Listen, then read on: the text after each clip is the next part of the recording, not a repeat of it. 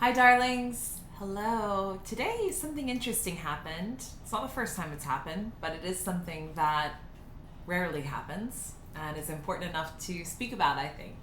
So, as I was in session today, I served cacao to my client, and she made a point of admiring the cup that I had served it in to her, which they are. They're beautiful, special cups that have been made by a local potter, and the stones that are placed on them are hearts, and they're different crystals with different properties, and the glazes on the ceramic cup match and pull out notes and tones from the stone, and they're gorgeous, they're stunning. And I served her cacao today in my most favorite little pair. I made them in pairs, and it is a flower agate pair. And she made a point of saying, these cups are stunning today. And it wasn't the first time she'd been served cacao in my office, but it was the first time she had commented on the cup. Might have been the first time she had had that cup, most likely. And so we had a great session, really powerful session, very much so highlighting on boundaries, maintaining boundaries, and becoming aware of where boundaries should be placed, and then forming conscious requests in order to get those boundaries met, potentially. And so then she leaves, and we have a great time, and I'm cleaning up after the session and washing the blender and the pot and the cacao cups, and pretty standard stuff. Do it in the bathroom, there's tile floors, and only once before has this happened, but as I'm leaving with the clean cups, the cup falls and shatters. And I also happen to be playing a voice recording from my friend in England.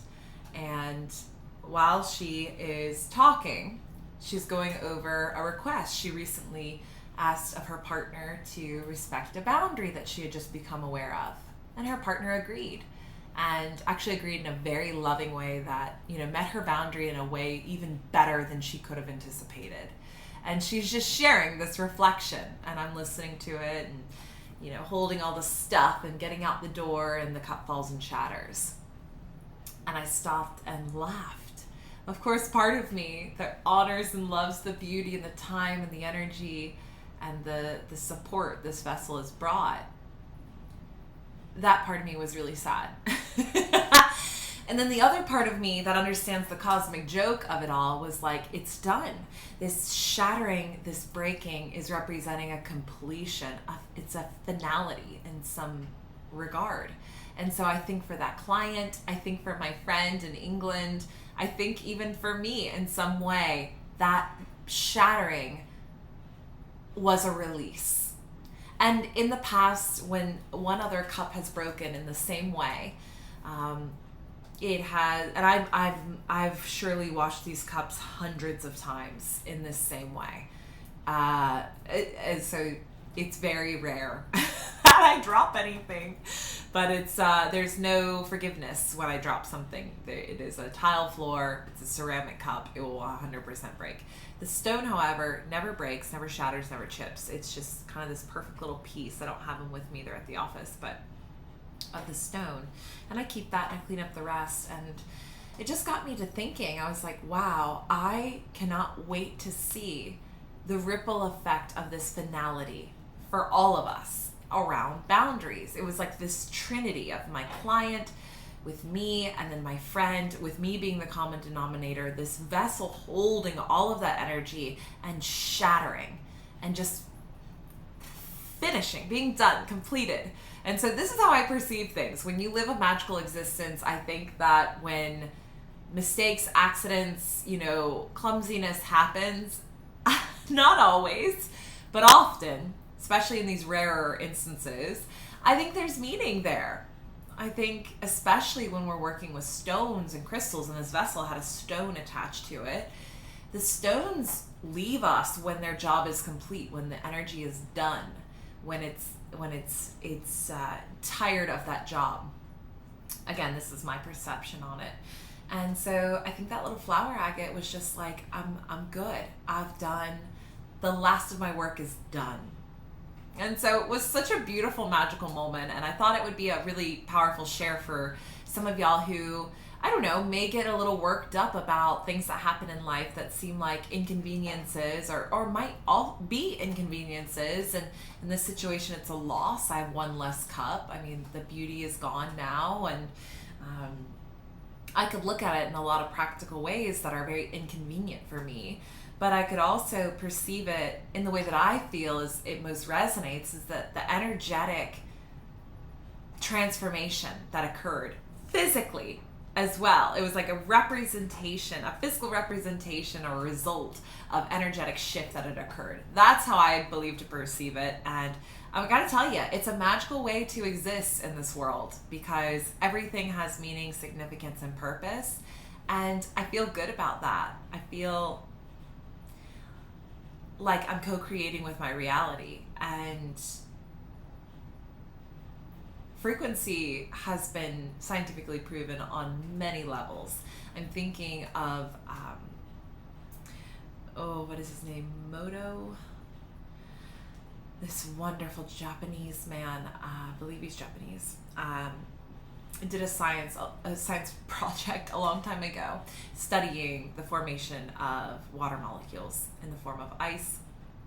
He would put different water under the pressures of heavy metal music, and then he would put water and freeze it under classical music, and he would observe under a microscope the patterns that the ice crystals formed when receiving that frequency. And what he found was quite interesting, especially when you think of our bodies being majority water.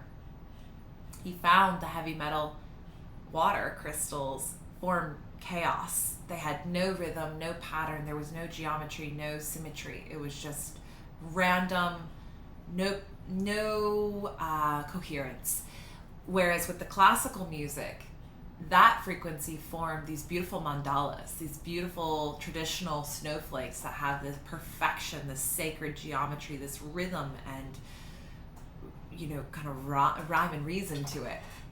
So he went a little further and he said, okay, what happens when we speak ill to the water? What if we say you're ugly, you're worthless, you're stupid, you're dumb, no one loves you? Like, what happens with those molecules that receive that frequency versus water molecules that receive the frequency of I love you, you're beautiful, you're nourishing, you serve me, thank you, love and gratitude and compliments? He found that the water that was hated on and spoken negatively to had a similar reaction as the heavy metal music water molecules, which was pure chaos. And as you can already probably guess, the water molecules that received the love and gratitude and grace and compliments had similar sacred geometric rhythmic patterns, like beautiful perfect snowflakes, same as the classical music that was played to that water. So in conclusion, how we speak, the frequency we emit and surround ourselves with literally changes the crystalline structures of our cells, our body, our organs, our tissues, our glow, our skin, our hair, everything. So frequency is proven. And I believe when something shatters, when something breaks, it's like the pressure is building, and then it's just like done. And it feels final. So interesting. So I hope that this resonates for you, and I'll be back on tomorrow. Tomorrow will be the winter solstice. I hope you plan something a little witchy, have a beautiful ceremony I'm planning on attending, which is a huge treat for me. Usually I'm the one holding them. So to attend is to be in alignment and to be really embracing winter and nourishing and filling up my cup. So I'm very honored and excited. I hope you do something that feels like an honoring of this final point of winter solstice, which is the longest night of the year. And from this point on, we begin to welcome in the light. More on that tomorrow. I love you all. See you soon.